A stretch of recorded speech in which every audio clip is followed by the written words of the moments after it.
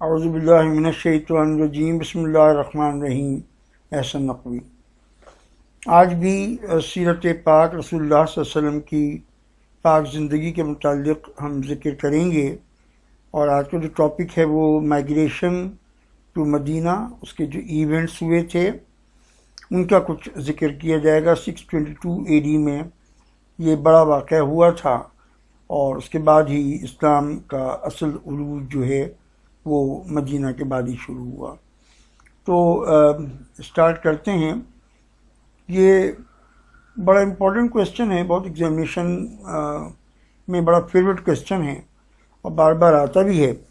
کافی question جو دیے ہوئے ہیں، لیکن ظاہر ہے کہ سب کا مقصد ایک ہی ہے، وہ ہے ایونٹس کا، کیونکہ میں نے ٹاپک کے لحاظ سے کویسچنس کو کمپائل کیا ہوا ہے، تو اس لیے اس میں ایونٹس کے متعلق ہی زیادہ کنسنٹریشن ہے۔ پڑھ دیتا ہوں میں۔ Describe the events that immediately lead up to the prophet محمد's migration، دی ہجرہ۔ Describe the events that immediately led up to the Prophet Muhammad's migration۔ ذرا کوشچن بہت الفاظ کے لحاظ سے بڑا ٹپیکل ہے۔ That immediately led up، یعنی وہ کیا ایونٹس تھے جنہوں نے رسول پاک صلی اللہ علیہ وسلم کو ایک طرح سے مائیگریشن کرنے پر مجبور کر دیا، مائیگریشن کرنا پڑا آپ کو۔ That led up، immediately led up to the Prophet's migration، یعنی ہجرہ۔ تو وہ ایونٹس آپ بتائیے جن کی وجہ سے رسول پاک صلی اللہ علیہ وسلم مائیگریٹ کرنے پہ بالکل مجبور ہو گئے فوری طور پہ۔ Number 2 question, describe the main events of the prophet's departure from Mecca and journey to Medina. Main events بتا دیجیے مکے سے مدینے کے ڈپارچر میں جو جو واقعات ہوئے تھے۔ نمبر 3 ہے کہ trace the events that lead up to the prophet's migration, وہ ایونٹس کی بات آ جاتی ہے۔ Outline the main events of the prophet's journey from Mecca to Medina, same question. پھر Abu Talib died in 619، describe the events following this that lead to the prophet's migration, یعنی ہجرہ to مدینہ۔ تو ابو طالب کا جو انتقال ہے وہ 619 میں ہوا، اور مائیگریشن جو ہے مدینہ کا وہ 622 میں ہوا۔ تو اس درمیان میں کیا واقعات ہوئے جس کی وجہ سے مائیگریشن کرنا ضروری ہو گیا، اور اسی کوشچن کی وجہ سے میں نے بیک گراؤنڈ دے دیا ہے کہ کیوں، کن حالات میں جو ہے وہ مائیگریشن کرنا پڑا رسول اللہ کو۔ تو میرا جو آنسر اصل میں شروع ہو رہا ہے، اب جو آپ انشاءاللہ سنیں گے، تو وہ 619 سے ہی شروع ہوتا ہے۔ ایک اور question, give an account of the ہجرہ of the prophet from Mecca to Medina, events کی بات ہے۔ اور give an account of the events surrounding the pledges of Aqaba and the main details in them. یہ یہاں پہ عقبہ کے متعلق ہے، یعنی اگر کوئی کوشچن آپ کے پاس ایسا آتا ہے جس میں آپ کو جو ہے وہ ایمفسائز کرنا ہے کسی ایک ایونٹ کو، مثلا کیو آف سور کو آپ نے ایمفسائز کرنا ہے، یا پلیجز آف عقبہ کو کرنا ہے، یا کوئی اور چیز آپ کو ایمفسائز کرنی ہے، تو پھر آپ اس پہ اپنے آنسر میں اس پہ کنسنٹریٹ زیادہ کیجیے گا۔ میں تو ایک کمپریہنسو آنسر دیا ہوا ہے، جنرل آنسر ہے، جو کہ آپ کو ایونٹس بتا دے گا رسول پاک صلی اللہ علیہ وسلم کے مائیگریشن کے۔ بغیر ٹائم لگائے ہوئے بسم اللہ کرتے ہیں کہ کیا واقعات ہوئے تھے۔ رسول پاک صلی اللہ علیہ وسلم نے مکے کے لوگوں کو انوائٹ کیا کہ آپ ایک اللہ کی پرستش کیجیے، بتوں کی پرستش کو بند کر دیجیے۔ لیکن یہ چیز جو تھی وہ قریش کے، مکے کے لوگوں کے جو فائنینشیل انٹرسٹ تھے، جو ان کے ٹرائبل انٹرسٹ تھے، جو ان کے ٹریڈیشنل انٹرسٹ تھے، جو ان کے پولیٹیکل انٹرسٹ تھے، اس کے خلاف تھی۔ تو انہوں نے یہ طے کر لیا کہ ہمیں ان کے بات کو نہیں ماننا۔ اگر مانیں گے تو یہ سارے انٹرسٹ ختم ہو جائیں گے، وہ تمام پیسہ جو وہ کما رہے تھے، تمام عزت جو کما رہے تھے، وہ سب ختم ہو جائے گی۔ تو اس لیے انہوں نے جو ہے وہ رسول پاک صلی اللہ علیہ وسلم کی بات کو ماننے سے بالکل منع کر دیا، انکار کر دیا، اور ان کے اوپر اور ان کے ساتھیوں پہ ایک بہت بدترین تشدد اور پرسیکیوشن اور ظلم اور ستم کے پہاڑ جو تھے وہ ٹوٹ پڑے کہ کسی طرح سے یہ اپنے مشن سے باز آ جائیں۔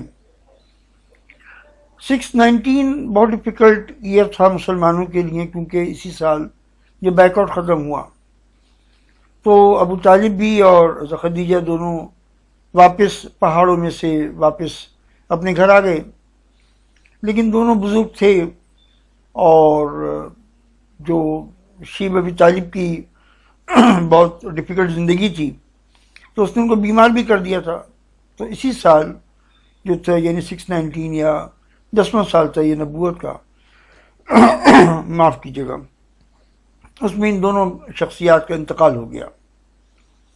اور ہوا یہ کہ چونکہ ابو طالب جو تھے وہ بنو ہاشم کے چیف تھے، تو اس لیے وہ جو ایک ٹرائبل سپورٹ تھی وہ ختم ہو گئی، اور جو نیا چیف تھا وہ ابو لہب، وہ بھی چچا تھا رسول اللہ کا لیکن بدترین دشمن۔ اسی طرح سے ایز خدیجہ جو تھیں وہ بڑی سپورٹ تھی، وہ بھی ختم ہو گئی سپورٹ۔ پھر آپ نے کوشش کی کہ طائف میں کچھ معاملات کر لیں کہ شاید وہ لوگ وہاں پہ لوگ ان کی بات مان جائیں اور کچھ سیٹلمنٹ ہو جائے، کیونکہ مکے کے حالات تو بہت مشکل ہو گئے تھے، لیکن طائف کا جو وزٹ تھا وہ بھی فیل ہو گیا، اور انہوں نے جس طرح سے نکالا یہ پچھلی ویڈیوز میں بیان کر چکا ہوں کیا سلوک کیا انہوں نے رسول اللہ کے ساتھ۔ پھر ایک تبدیلی آئی، کوئی 12-13 مرد تھے جو کہ یثرب سے یعنی مدینے سے آئے حج کرنے کے لیے، یہ 621 کا واقعہ ہے، اور ان لوگوں نے ملاقات کی رسول پاک صلی اللہ علیہ وسلم سے۔ ایک پہاڑی ہے، ایک ہل ہے چھوٹا سا، عقبہ نام تھا اس کا، تو یہاں پہ رسول اللہ کی ملاقات ان کے ساتھ ہوئی منی میں، یہ منی میں ہے عقبہ، منی میں ملاقات ہوئی، اور ان لوگوں نے اسلام کو قبول کر لیا۔ اور اس سے اگلے سال پھر کچھ 73 مرد اور عورتیں جب حج پر آئے مکے، تو اسی جگہ پہ یعنی عقبہ میں منی میں ملاقات کی رسول پاک صلی اللہ علیہ وسلم سے ان لوگوں نے، اور انہوں نے بھی اسلام کو قبول کر لیا، اور کہا کہ آپ مدینے تشریف لے آئیے، وہیں پہ آ کے رہیے تمام مسلمانوں کے ساتھ، آپ آئیے، ہم آپ کے لیے ہر قربانی دینے کو تیار ہیں۔ تو رسول اللہ کے چچا تھے عباس اس وقت مسلمان نہیں ہوئے تھے، لیکن انہوں نے کہا کہ دیکھو سوچ سمجھ کے فیصلہ کرو، تم محمد کو انوائٹ نہیں کر رہے ہو بلکہ تم اپنی موت کو انوائٹ کر رہے ہو، یہ پورا عربیہ تمہارا دشمن ہو جائے گا۔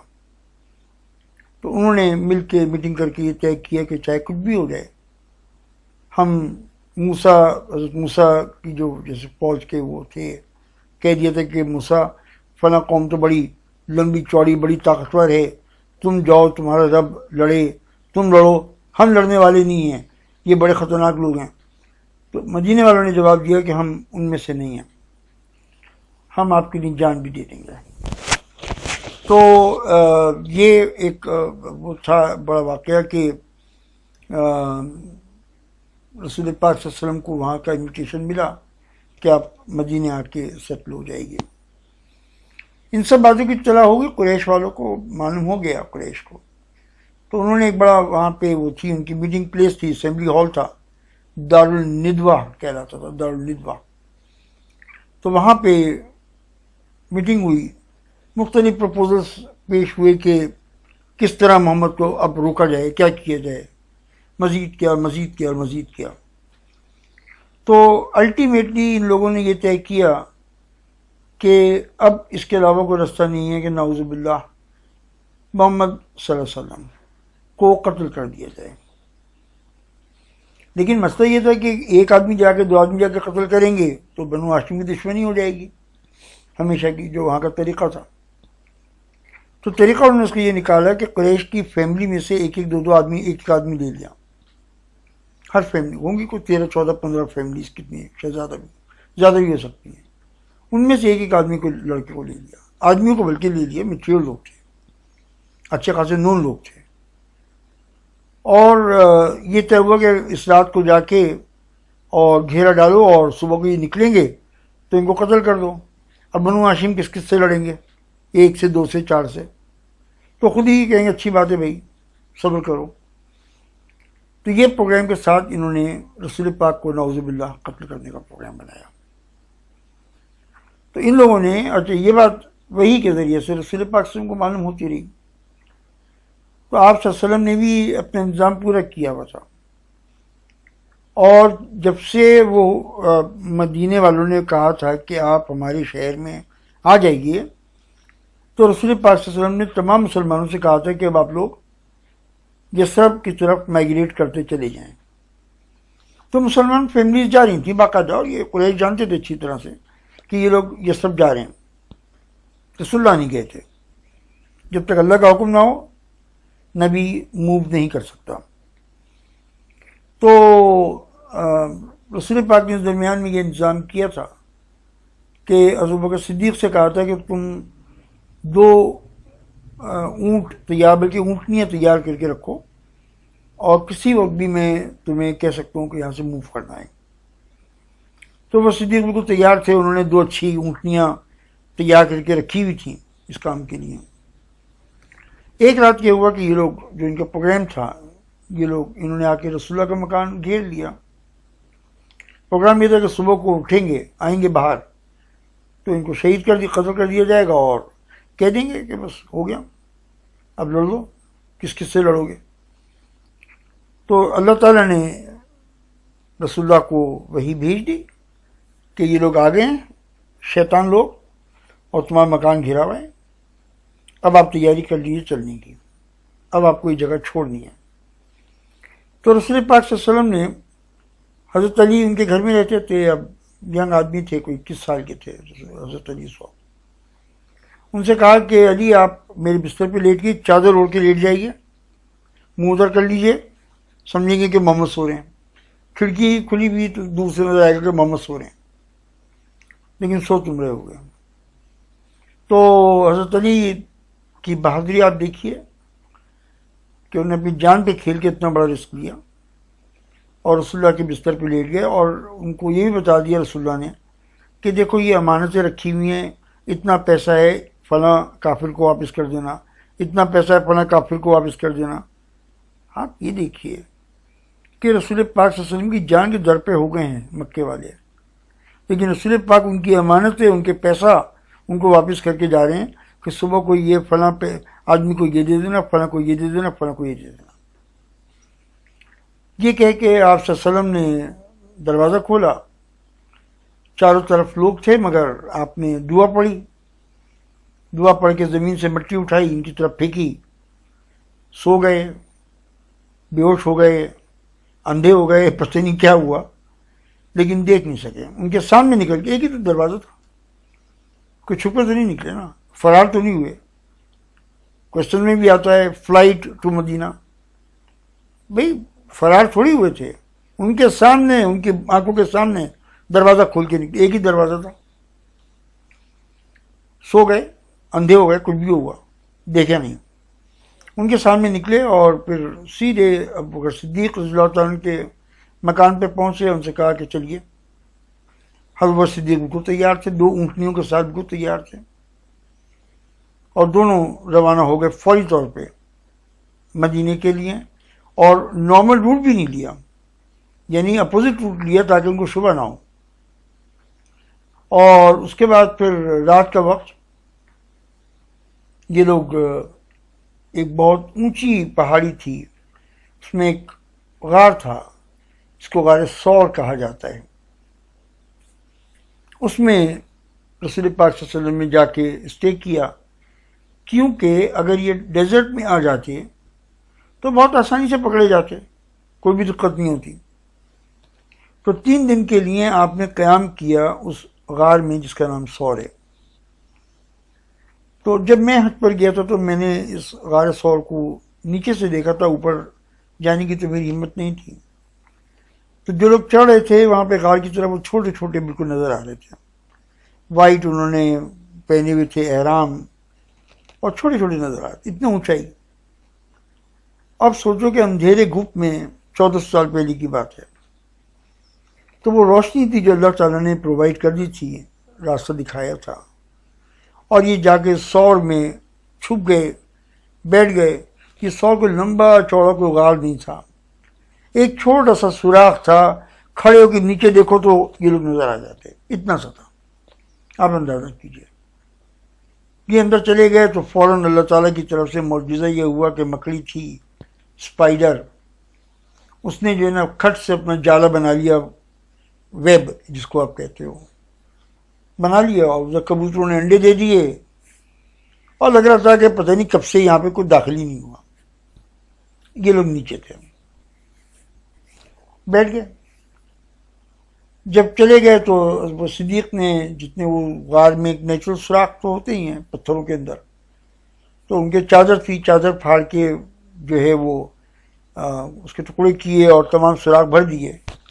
تو ایک سوراخ پھر بھی کھلا رہ گیا، نہیں بچا کپڑا اس کے لیے.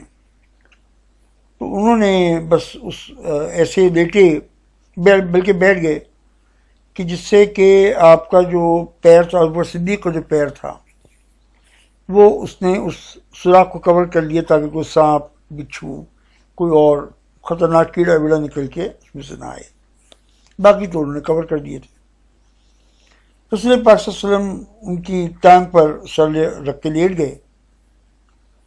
اب یہ ہوا کہ ایک بچھو تھا غالباً یا سانپ تھا، اس نے حضرت ابوبکر کے پیر نکلنا چاہا ہوگا سوراخ میں سے، نہیں نکل سکا تو اس نے ان کو ڈنگ مارا. اور ڈیزرٹ کے جو اسپائڈرز ہوتے، یہ اسپائڈر کہہ رہا ہوں، اسپائڈر بھی اور یہ بچھو ہوتے ہیں اور سانپ ہوتے ہیں، یہ بڑے ہی زہریلے ہوتے ہیں ڈیزرٹ کے خاص طور پہ. تو وہ اس نے کاٹا اور وہ صدیق کو اس سے اتنی تکلیف ہوئی کہ آپ کے آنسو نکل آئے. اور وہ جب رسول اللہ کے چہرے پہ پڑے تو آپ نے کہا کہ کیا ہوا ابو بکر؟ تو آپ بتائے کہ اس طرح غالباً کسی کیڑے نے کاٹ لیا ہے، کسی جانور نے، سانپ نے، کسی نے زہریلی چیز نے کاٹا ہے مجھے، اور اس کی تکلیف.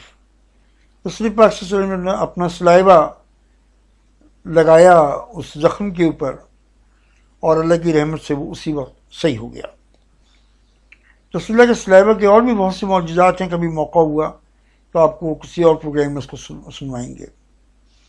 تو یہ ایک بڑا امپورٹنٹ واقعہ تھا. اگلے دن یہ ہوا کہ وہ جناب تلاش میں تو تھے ہی، ان کے ایکسپرٹ بھی تھے جو تلاش کرنے کے تھے. ان کے ساتھ تلاش کرتے کرتے مکہ کے جو پیگنس تھے، کافر تھے، وہ اس غار پہ بھی آ گئے، اونچائی پہ. اور ایک دیکھنا بھی چاہ رہا تھا، لیکن پھر باقی لوگوں نے دور سے کھڑے ہوئے کہا بھائی پاگل ہو گیا ہے، دیکھنے اتنا بڑا وہ جالا لگا ہوا ہے مکڑی کا، اور وہ انڈے دیے ہوئے کبوتروں نے. تو آدمی پہلے ان سب چیزوں کو توڑ کے اندر جائے گا. کوئی ایک رات میں تھوڑی بن گیا اتنا بڑا جالا، عقل نہیں ہے تمہارے پاس، چلو واپس. تو وہ اس کمبخت نے دیکھا ہی نہیں، حالانکہ اگر جھانکے دیکھ لے تو نظر آ جاتے. لیکن اللہ تعالیٰ کی طرف سے سب کچھ ہوتا ہے. حضرت بکر صدیق کو پریشانی یہ تھی کہ کہیں رسول اللہ کو نعوذ باللہ اپنی ان کو کوئی فکر نہیں تھی، اپنی جان کی انہیں کوئی فکر، وہ رسول اللہ کی طرف سے بس بہت پریشان تھے. تو رسول اللہ نے ان سے کہا، صدیق سے، کہ ڈرو نہیں، اللہ تیسرا ہے، اللہ ہمارے ساتھ. اور اللہ نے پھر قرآن میں اس بات کا ذکر کیا کہ وہ تیسرا اللہ تھا تمہارے ساتھ. ڈرنے کی بات نہیں تھی. یہ رسول پاک صلی اللہ علیہ وسلم کو جو ایمان تھا، اس کے مقابلہ دنیا میں کوئی کیا کر سکتا ہے؟ اللہ کے اوپر جو ایمان تھا، ہم تو کسی گنتی میں دور دور تک نہیں آتے کہاں رسول پاک صلی اللہ علیہ وسلم کا ایمان اللہ کی ذات. اللہ ہے نا ہمارے ساتھ، ابو بکر فکر مت کرو. تو یہ تھا. اور اس کے بعد پھر درمیان میں یہ ہوا کہ جو کھانے کی سپلائی کا کام تھا، خبروں کی سپلائی کا کام تھا، تو یہ کام 2-3 لوگ کر رہے تھے. ایک تو حضرت صدیق کی بیٹی تھی حضرت اسما، وہ گھر سے، حضرت اسما حضرت عائشہ کی بڑی بہن، تو وہ گھر سے کھانا وانا بنا کے لے آیا کرتی تھیں، اور خاموش بکریوں کو چرانے کے بہانے سے کھانا وانا. حضرت عبداللہ تھے حضرت صدیق کے بیٹے، تو وہ خبریں بھی پرووائڈ کرتے تھے. پھر ان کا وہ صدیق کا ایک بڑا ریلائبل قسم کا غلام تھا، تو وہ بھی بکریوں کا دودھ وودھ ان کو دے کے اور کھانا وانا دیا اور خیال رکھتا تھا. اور مکے والوں کی جو کانسپریسی تھی، جو خبریں اور وہاں کی جتنی نیوز تھی وہ بھی پرووائڈ کرتا تھا. 3 دن یہ لوگ رہے. 3 دن کے بعد انہوں نے ان کو ایک گائیڈ انہوں نے ہائر کیا مدینے جانے کے لیے. لیکن انہوں نے مدینے جانے کا روٹ تو وہی تھا، لیکن یہ اسٹریٹ روٹ پہ نہیں چلے بلکہ یہ زگ زیگ میں چلتے رہے تاکہ مین جو روڈ ہے اس کو اوائڈ کیا جائے اور وہاں سے بس کراس کر دیں اور اس کے بعد پھر زگ زیگ میں چلتے رہیں. اس درمیان میں یہ ہوا کہ وہ جو مکے والے تھے انہوں نے یہ اعلان کروا دیا کہ جو ان کو زندہ یا مردہ پکڑ کے لائے گا اس کو 100 اونٹوں کا انعام ملے گا، بہت بڑا انعام. تو ان میں ایک آدمی تھا، اس کا نام تھا سراقہ. وہ سراقہ جو تھا تو وہ جناب پیچھے لگ گیا اور بڑا رائڈر تھا، لیکن جب قریب پہنچا ان لوگوں کے پاؤں اس نے پکڑ لیا تھا. جب قریب پہنچا تو اس کے جو گھوڑے کے پاؤں ہیں تو وہ مٹی میں گھس گئے. اس نے بڑی مشکل سے ان کو نکالا اور پھر اس نے اٹیمپٹ کیا، لیکن سیکنڈ اٹیمپٹ میں بھی وہ یہی ہوا کہ گھوڑے کے پاؤں یہ مٹی میں گھس گئے. تو سمجھ گیا. تو رسول پاک صلی اللہ علیہ وسلم نے فرمایا کہ سراقہ جاؤ، تم ہمیں نہیں پکڑ سکتے. تو سراقہ نے کہا کہ جی میں وعدہ کرتا ہوں کہ میں آپ کی یہ خبر، آپ اللہ کے رسول ہیں، میں آپ کی یہ خبر مکے والوں کو نہیں دوں گا، آپ جائیے. رسول پاک صلی اللہ علیہ وسلم نے بھی فرمایا کہ سراقہ میں تیرے ہاتھوں میں وہ کسرا جو تھا اس کا ایران کا بادشاہ کیسروز، اس کے جو بریسلیٹس ہیں، کنگن، وہ میں تیرے ہاتھوں میں دیکھتا ہوں. عجیب و غریب بات تھی، ایک آدمی کو اپنی جان ہی کا نہیں پتا کہ وہ زندہ بچے گا نہیں بچے گا، کیا اس کی حیثیت. اور وہ کہہ رہے کہ کہاں ایک سپر پاور کا بادشاہ کیسروز، اس کے بریسلیٹس میں تیرے ہاتھ میں دیکھتا ہوں. کہنے کا مقصد یہ کہ حضرت عمر کے زمانے میں پھر یہ واقعہ پورا ہوا اور یہ مائیگریشن کے واقعات تھے. اس کے بعد پھر آپ لوگ مدینہ منورہ پہنچ گئے اور آپ ایک دم سے مدینے میں نہیں گئے، چند دن کے لیے آپ مدینے سے باہر رکے، وہیں پہ مسجد قباء وغیرہ کی بنیاد وہ بعد میں کریں گے، یہ اس کا پارٹ نہیں ہے. لیکن بنیادی طور پہ یہ ایونٹس ہیں کہ 4 دن کا تقریباً سفر تھا. اس کے بعد آپ مدینے پہنچے اور وہاں پہ آپ کو جو استقبال ہوا بہت زبردست تھا. وہ اگلے کویشچن میں دیکھیں گے. لیکن یہ بیسک وہ ہے. جو آج کی ویڈیو ذرا لمبی ہو گئی، بہت معذرت چاہتا ہوں. آپ کو بہت شکریہ، آپ لوگوں نے بہت وقت دیا. تھینک یو سو مچ، بہت شکریہ.